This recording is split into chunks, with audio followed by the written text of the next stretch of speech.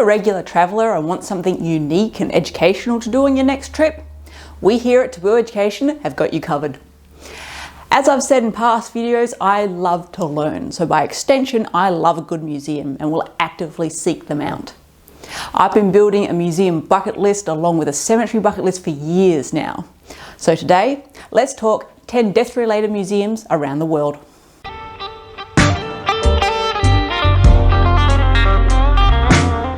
In this video, we'll be looking at 10 museums that focus on death, funeral or body disposal.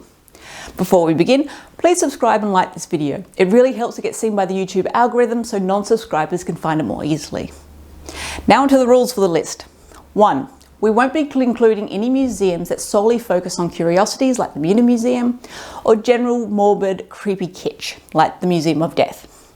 Even if that one does have death and museum in the title, the whole, oh look, scary death, look at the creepy serial killer, it's just not our vibe here on this channel. 2. One museum per country.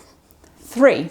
It must have a decent sized catalogue, like you went out of your way to visit them, so you want to feel that it's worth the trip. Okay, all links will be in the description below, and now onwards.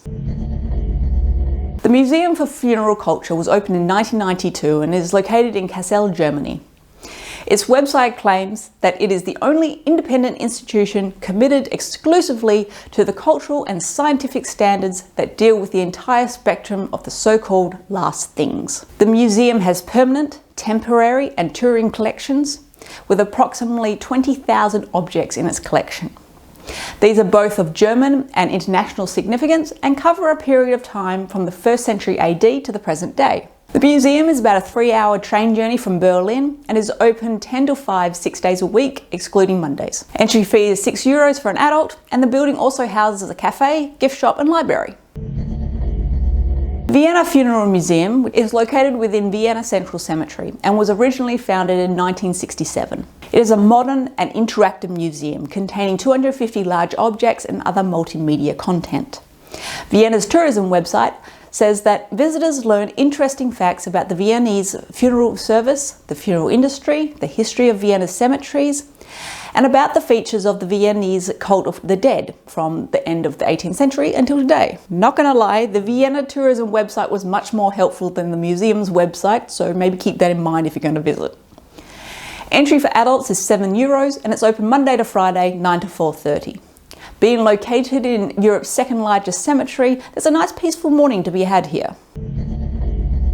The Siriraj Medical Museum is often called the Museum of Death, and it's located within the grounds of the Siriraj Hospital, Bangkok's oldest hospital. It's actually made up of 6 smaller museums on the topics of the history of Thai medicine, pathology, anatomical, prehistoric, parasitology and forensic medicine. While most of the signage is in Thai and the museum recommends that you bring a guide, it is worth noting that it won TripAdvisor's Traveller's Choice Award in 2020. It's open 10 to 5, 6 days a week, excluding Tuesdays, and entry is 200 baht per adult. USA peeps! For a country that is so uptight about death, you sure as hell do have a lot of funeral museums dotted around your country. And I could do a whole video on just that, but for today, we're focusing on the National Museum of Funeral History, which is located in Houston, Texas. It opened in 1992 and has 16 permanent collections along a broad spectrum of funeral-related topics, including presidential funerals, the history of embalming, and the jazz funerals of New Orleans. The museum is open 7 days a week, has a gift shop, and entry costs $10 per adult. This one I've actually been to. Museum Tots Zover in Amsterdam, Netherlands opened in 2007. The museum has a collection of some 2,000 objects around the basis of 4 main themes: ritual, the body, mourning and remembrance. While it is a smaller museum, it is located in a gorgeous current cemetery. So put the two together, along with stopping by the cafe, and you have a great morning out. It's open Wednesdays to Sundays, 11 till 5, and entry is €10. The Museum of Funeral Carriages in Barcelona, Spain was originally founded in 1970 and moved to its current location in 2012.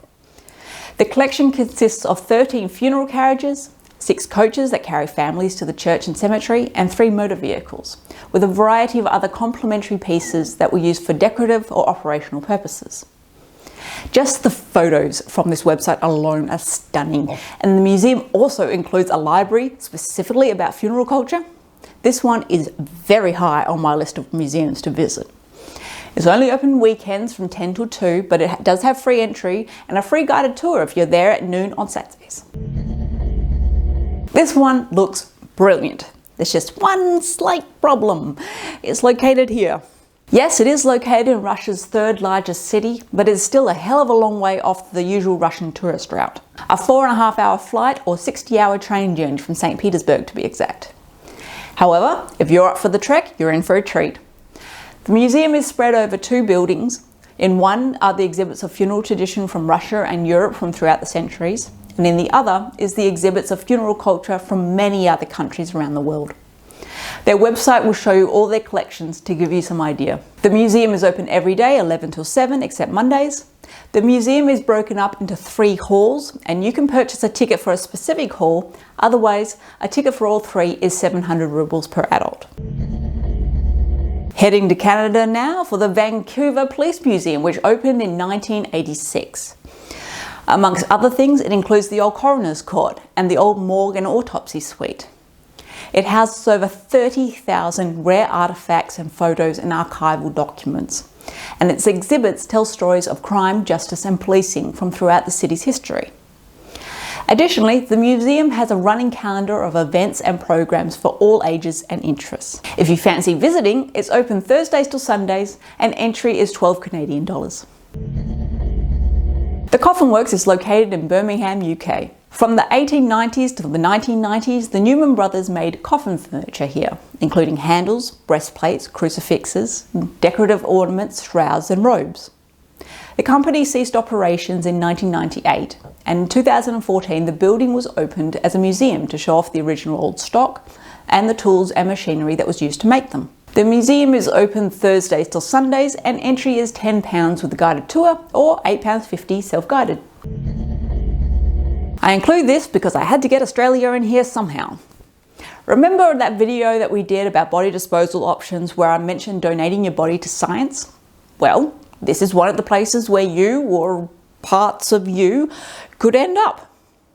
Established in 1959 at the University of New South Wales, the museum aims to provide visitors with an experience that will enable them to make educated decisions about their health. So if you want to see where your donated body might end up, the museum is open Monday to Friday, 10 till 4, and entry is $10 for an adult.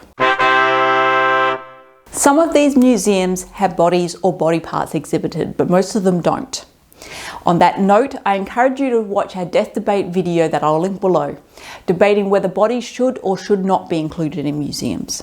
There are many, many tiny museums around the world dedicated to these topics. Indeed, there are many old independent funeral homes, particularly in the UK and USA, that will have a small museum attached to them showing off old funeral gear. Have you been to any of these museums? And which other ones do you know about? Let everyone know in the comments. Now go talk death.